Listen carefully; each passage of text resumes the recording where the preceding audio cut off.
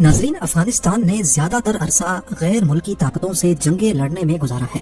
یہاں پر قبضہ جمانے کی ہسٹری کو دیکھا جائے تو 2500 سال پہلے 522 BC میں پرشینز نے اس جگہ پر حملہ کیا تھا، لیکن ان کا قبضہ 2 سالوں سے زیادہ نہ چل سکا۔ اس کے بعد 330 BC میں الیگزینڈر، جس نے آدھی سے زیادہ دنیا پر قبضہ کیا تھا، اس نے بھی افغانستان پہ حملہ کیا، لیکن وہ بھی 7 سالوں سے زیادہ یہاں اپنی حکومت نہیں جما سکا۔ منگول امپائر، سکھ امپائر اور مغل امپائر نے بھی اس جگہ پر الگ الگ وقتوں میں حملہ کیا، لیکن صرف منگول یہاں 2 سال ٹکے، جبکہ مغل اور سکھ امپائر نے 1 سال کے اندر اندر یہاں سے ہاتھ نکال لیا۔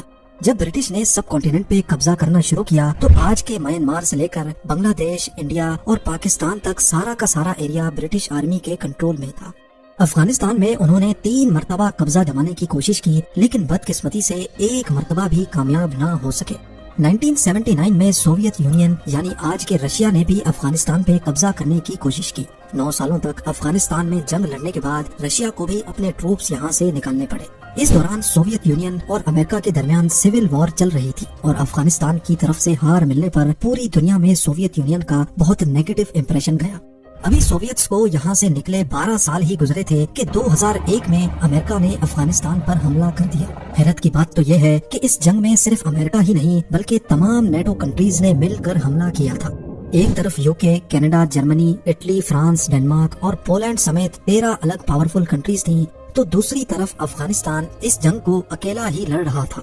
افغانی طالبان کے خلاف 20 سال تک یہ جنگ چلتی رہی، لیکن کوئی خاطر خواہ کامیابی نہ مل سکی، اور آخر میں نوبت یہاں تک آ گئی کہ 2021 میں امریکن فورسز کو یہاں سے نکلنے کے لیے بھی طالبان کے ساتھ ڈیل سائن کرنی پڑی۔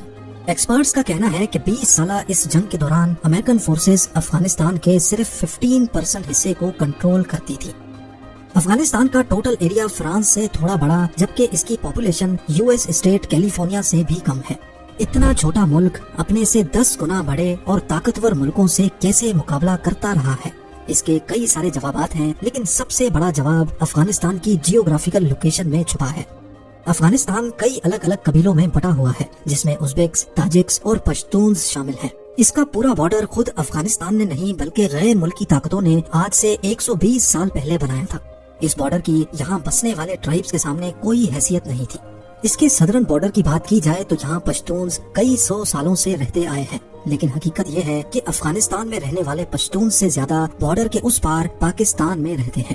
بارڈر بننے سے پہلے ہی سدرن افغانستان اور ویسٹرن پاکستان میں پشتونز کا بسیرا تھا۔ ان پشتونز کی آدھی فیملی افغانستان میں تو آدھی پاکستان میں رہتی ہے، لہٰذا جب برٹش امپائر نے یہاں کا بارڈر ڈیفائن کیا تو اس کی ان پشتونز کے سامنے کوئی خاص اہمیت نہیں تھی، کیونکہ یہ بارڈر محض ایک امیجنری لائن کے جیسا تھا۔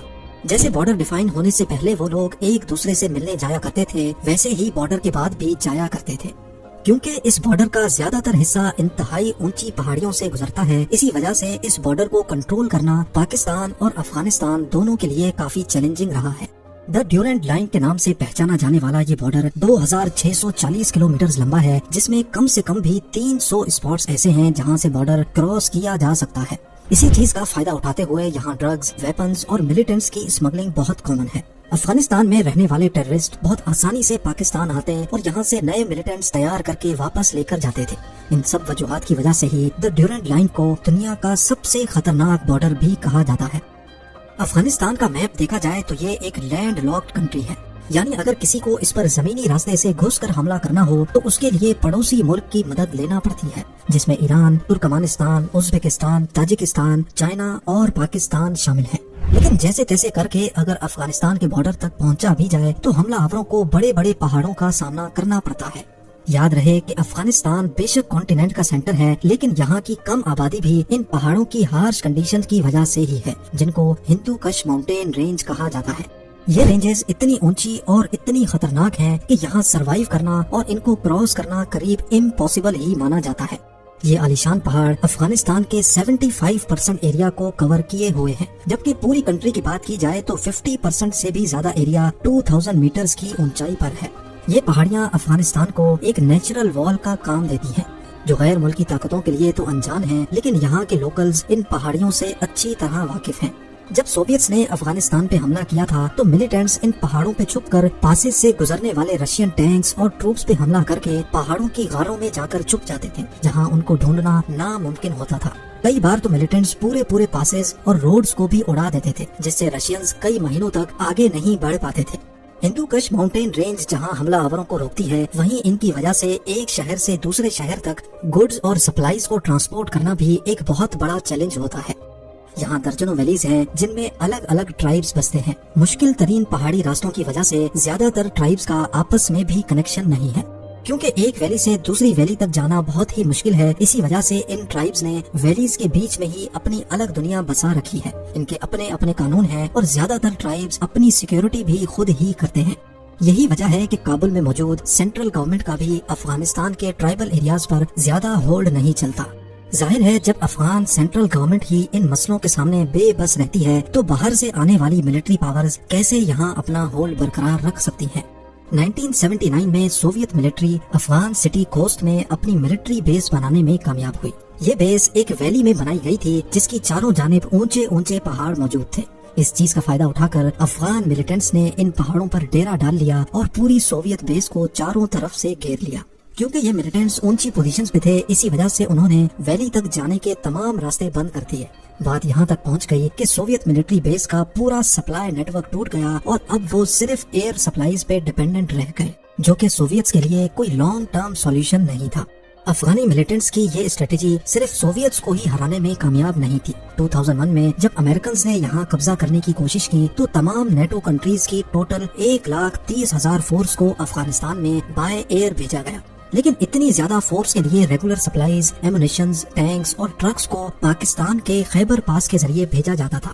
افغان ملیٹنٹس کو اچھی طرح معلوم تھا کہ یو ایس کے لیے خیبر پاس کتنا امپورٹنٹ ہے، اسی وجہ سے وہ پہاڑوں پہ رہ کر ٹرکس پر حملہ کرنے کا کوئی موقع نہیں چھوڑتے تھے۔ حتیٰ کہ 2009 میں انہوں نے خیبر پاس کے ایک بہت نازک حصے کو ہی تباہ کر دیا تھا۔ جب ان کو امریکن فورسز کی طرف سے جوابی حملے کا سامنا کرنا پڑتا تو وہ بڑی آسانی سے بارڈر کراس کر کے پاکستان آتے اور نیٹو کنٹینرز کو خیبر پاس انٹر ہونے سے پہلے ہی جلا دیتے تھے۔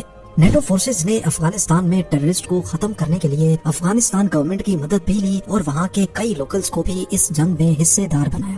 بے شک کئی مقامات پر ان کو کامیابی بھی ملی، لیکن پوری 20 سالہ جنگ کا اگر نچوڑ نکالا جائے تو یو ایس صرف 15% افغانستان کو ہولڈ کرتا تھا۔